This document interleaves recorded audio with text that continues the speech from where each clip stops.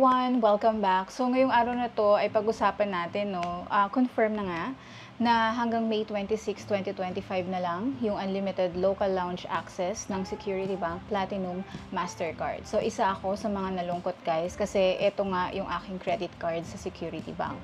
So kung titingnan natin yung website nila, by the way guys hindi ko to alam. Actually meron lang nag-comment sa isang video ko na hanggang May 26 na nga lang daw.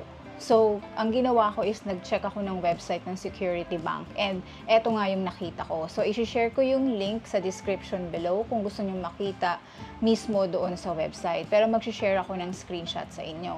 So, eto kung makikita nyo, naka-mention pa dito yung Platinum at dun sa baba ng number 1, nakalagay doon is Unlimited Local Lounge Access for Security Bank Platinum card holders will be available until May 26, 2025. So, confirm na nga na hanggang May 26 na lang yung unlimited local lounge access. So, punta tayo dito sa terms and conditions nila.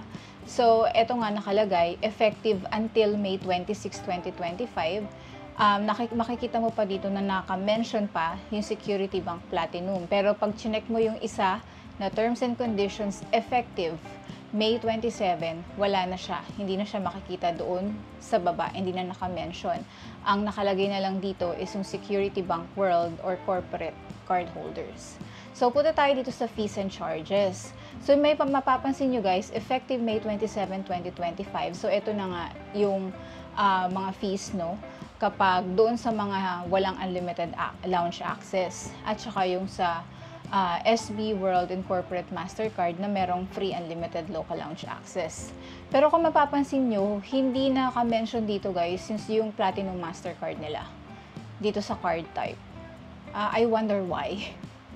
Okay, so another thing na ginawa ko guys is tumawag din kasi ako sa Security Bank para gusto ko rin kasi malaman kung why suddenly tinanggal nila yung unlimited local lounge access ng Platinum Mastercard. 'Di ba, mostly naman ng mga card holders niyan ay ginagamit talaga yung local lounge, yung unlimited local lounge access, 'di ba? Kasi sobrang convenient nga naman gamitin niya. Tapos hindi ka pa kailangan magbayad. Ngayon, tumawag ako sa kanila and kahit yung agent na nakausap ko, hindi din niya alam kung bakit inalis yung unlimited local lounge access sa Platinum Mastercard. Okay, ang weird, di ba? And nag-send out na sila ng notification sa mga card holders, pero ako wala akong na-receive. Please comment below guys kung meron kayong na-receive ha. Pero wag tayong mag-alala kasi meron pa naman, di ba, dalawang complementary access yung Security Bank Platinum Mastercard. So, yung complementary access, pwede mo siyang gamitin sa airport lounge dito sa atin or outside the Philippines. Yung complementary access ko guys, nagamit ko na yung isa. Nung nagpunta ako ng Hong Kong noong January, so ginamit ko yon dun sa Plaza Premium Lounge sa Hong Kong Airport. So, ibig sabihin guys, pag hindi pa ako ulit nag-travel until May 26, after May 26 na ako nag-travel, so isa na lang yung free access ko sa lounge. Pag nagamit ko na yon, mag-aantay na ulit ako next year para ma-replenish yung dalawang complementary access. Sad. Lagi ko pa naman ginagamit yung local lounge access na yun. Yung unlimited local lounge access. Anyway, so yun na nga, ang saklap lang. Kasi ito pa naman yung isa sa magandang feature ng credit card na to, especially na they advertise it for people who loves to travel. So, kaya nga 'di ba nung recent gumawa ako ng review ng Platinum Mastercard, talagang hinighlight ko sa inyo yung free unlimited local lounge access ng card na to. Pero sorry, hindi ko alam na magiging ganito na aalisin na pala yung unlimited local lounge access.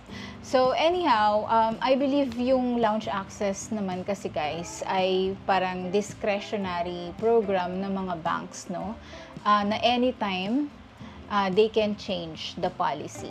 So wala tayong magagawa doon. Actually, it's very nice privilege sa mga card holders na biglang nawala. Okay, so what matter is now we know, di ba?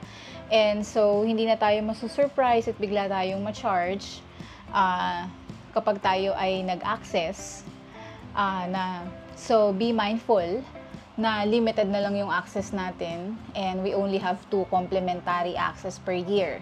Take note nyo yan. So, if ever na nagamit nyo na yung dalawa, so next time na mag-access kayo ng lounge, kailangan nyo nang magbayad. Okay? So, yun lang guys. So, gusto kong i-update sa inyo kasi kagagawa ko lang recent few weeks ago nung review ko ng Platinum Mastercard. Kailangan i-update ko kayo regarding this kasi sinabi ko dun sa review ko is may unlimited local lounge access yun. So, guys, wala na siya ngayon hanggang May 26 na lang. Okay? So, if may further question pa kayo, leave your comment below and I will try to answer. Maraming salamat sa panonood and see you again on my next. Bye!